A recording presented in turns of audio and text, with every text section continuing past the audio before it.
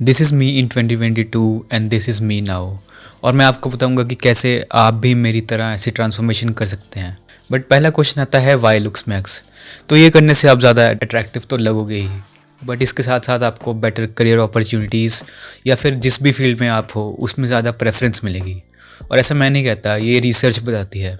And let's be real, आप सबको अच्छा दिखना है तो stop lying to yourself कि लुक्स डोंट मैटर या कुछ भी। अगर आपको अच्छा दिखना है तो इसमें कुछ गलत नहीं है। पर्सनली मुझे तो बस अच्छा दिखना था, कॉम्प्लीमेंट्स चाहिए थे और लड़कियों की अटेंशन। तो मैं आपको पहले ही बता दूं, मैं आपको कोई बकवास और यूज़लेस एडवाइस नहीं देने वाला कि आपकी आंखें ऐसे करने से आपकी हंटर रेज हो जाएंगी या आपका मुंह पर हथौड़ा मारने से आपकी चीक बोन्स ऊपर हो जाएंगी। मैं आपको बस वही टिप्स दूंगा जो मैंने खुद यूज़ की है और जिनसे मुझे मैक्सिमम रिजल्ट्स मिले हैं। तो पहला स्टेप आता है टू गेट लीन। ये चीज़ आपने बहुत बार सुनी होगी, बट ये सबसे इम्पॉर्टेंट चीज़ है क्योंकि आप अपना बेस्ट तभी दिख पाओगे जब आप में बॉडी फैट कम होगी। तो आपको एक्सरसाइज करना स्टार्ट करना पड़ेगा, जिम जाना स्टार्ट करो, और अगर किसी रीज़न से जिम नहीं जा सकते तो घर पर वर्कआउट करना स्टार्ट करो। यूट्यूब पर हज़ारों वीडियोस पड़ी है होम वर्कआउट की, तो ये एक्सक्यूज़ बिल्कुल भी मत देना कि मैं जिम नहीं जा सकता। और अपने रूटीन्स में कार्डियो ज़रूर ऐड करना, ट्रस्ट में इससे आपको बहुत जल्दी रिजल्ट्स मिलेंगे। और आपको अपनी डाइट रखनी है कैलोरी डेफिशिएंट, मतलब ज़रूरत से कम खाना। तो ये फाइंड करने के लिए कि आपको कितनी कैलोरीज खानी है, आपको सर्च करना है BMR कैलकुलेटर, और यहाँ पे सारी रिक्वायर्ड डिटेल्स डालकर जो भी आपकी एक्टिविटी के हिसाब से कैलोरीज होंगी, आपको उसमें से 100 या 200 कैलोरीज कम खानी है। स्टार्टिंग आप 100 या 200 से कर सकते हैं, बट आफ्टर 1-2 वीक्स आप इन्हें और कम कर सकते हैं। So get lean because lean is law. Second step आता है हमारा to work on facial aesthetics. अगर आपको एक क्लीन और शार्प जॉ लाइन चाहिए तो आपको सबसे पहले तो अपनी टंग का पॉस्चर ठीक करना होगा, जिसे हम म्यूइंग भी कहते हैं। तो मैं पहले आपकी एक मिसकंसेप्शन क्लियर कर दूं कि म्यूइंग कोई एक्सरसाइज नहीं है, ये बस एक टंग का पॉस्चर है जो आपको ठीक करना है।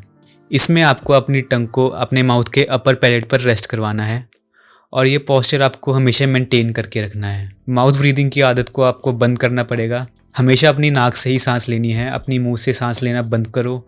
और अगर आपकी ये हैबिट है तो इसे जल्द से जल्द ठीक करो, वरना आपका फेस कभी डिफाइंड नज़र नहीं आ पाएगा। फेस की ब्लोटिंग और पफिनेस अवॉइड करने के लिए रोज़ 3 से 4 लीटर पानी पियो। और एक बोनस टिप, रोज़ 1 से 2 घंटा च्युइंगम चबाना स्टार्ट करो। इससे आपकी जॉ की भी एक्सरसाइज होगी और आपकी चीक्स भी थोड़ी कम होगी। बस यही चीज़ें हैं जिनसे आपका फेस डिफाइन दिखेगा। और ये सब जो भी है, हथौड़ा मारना मुंह पर, ये सब बकवास है, इन सब की बातें मत सुनो। बट रिमेंबर, आपका फेस तभी डिफाइन दिखेगा जब आपकी ओवरऑल बॉडी फैट कम होगी। ऐसा नहीं है कि सिर्फ म्यूइंग करने से ही सारा फेस फैट चला जाएगा आपका। थर्ड पार्ट आता है हमारा स्किन केयर। आपको कोई कॉम्प्लेक्स रूटीन्स की ज़रूरत नहीं है, ये 12 स्टेप 9 स्टेप कुछ भी नहीं। बस आपको 3 बेसिक चीज़ें लेनी है, क्लेंजर, मॉइस्चराइज़र और सनस्क्रीन। आप क्लेंजर की जगह फेस वॉश भी यूज़ कर सकते हैं, बट मैं पर्सनली फेस वॉश नहीं यूज़ करता हूँ क्योंकि फेस वॉश आपके स्किन के सारे नेचुरल ऑयल्स को स्ट्रिप अवे कर देता है। इसलिए मैं आपको रेकमेंड करूँगा कि फेस वॉश की जगह क्लेंजर ही यूज़ करें। फेस वॉश आप तभी यूज़ कर सकते हैं जब आपकी कोई स्पेशल ओकेजन या इवेंट हो।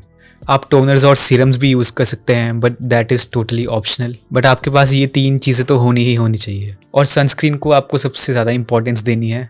कभी भी घर से बाहर सनस्क्रीन लगाए बिना मत निकलना, क्योंकि सनलाइट आपकी स्किन के लिए बहुत ज़्यादा डैमेज कर सकती है, तो इसे कभी भी इग्नोर मत करना। और ये सब प्रोडक्ट्स अपने स्किन टाइप के अकॉर्डिंग यूज़ करना। ऐसा नहीं होना चाहिए कि अगर आपकी ड्राई स्किन है तो आप ऑयली स्किन का मॉइस्चराइज़र यूज़ कर रहे हैं, अगर आपकी ऑयली स्किन है तो आप ड्राई स्किन का क्लेंजर यूज़ कर रहे हैं। पहले अपनी स्किन टाइप का पता करो, फिर उसके अकॉर्डिंग ये सब प्रोडक्ट्स खरीदो।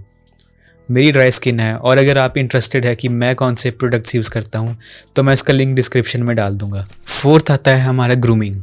अगर आपके पैची बियर्ड आती है या प्रॉपर बियर्ड नहीं आती है तो आपको क्लीन शेव रहना है। बियर्ड आपको तभी रखनी है अगर आपके प्रॉपर बियर्ड आती है, और उसको भी आपको प्रॉपर ग्रूम्ड और ट्रिम्ड करवा के रखना है हमेशा। मैं पर्सनली क्लीन शेव रहता हूँ इवन दो मेरे प्रॉपर बियर्ड आती है।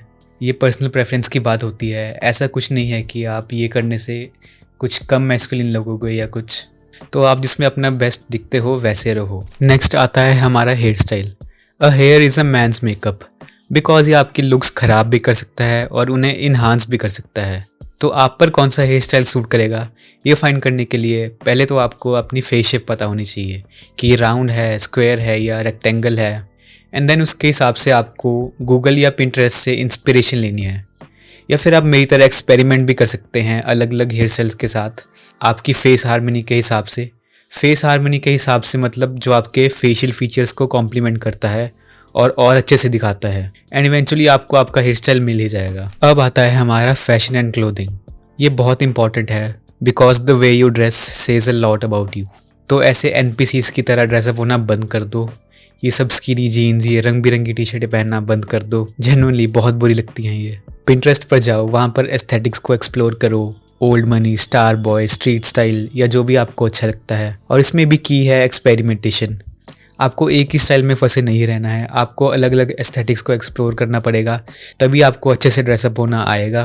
कलर टोन्स को समझो, कॉन्ट्रास्ट को समझो, अपने आउटफिट्स को स्टाइल करना सीखो, लेयर करना सीखो, एंड सबसे इंपॉर्टेंट, कपड़ों में इन्वेस्ट करना स्टार्ट करो। ये आप बिल्कुल भी रिग्रेट नहीं करोगे, it is totally worth it. और एक सबसे इंपॉर्टेंट रिमाइंडर, ये सब आपको एक हेल्दी वे में करना है।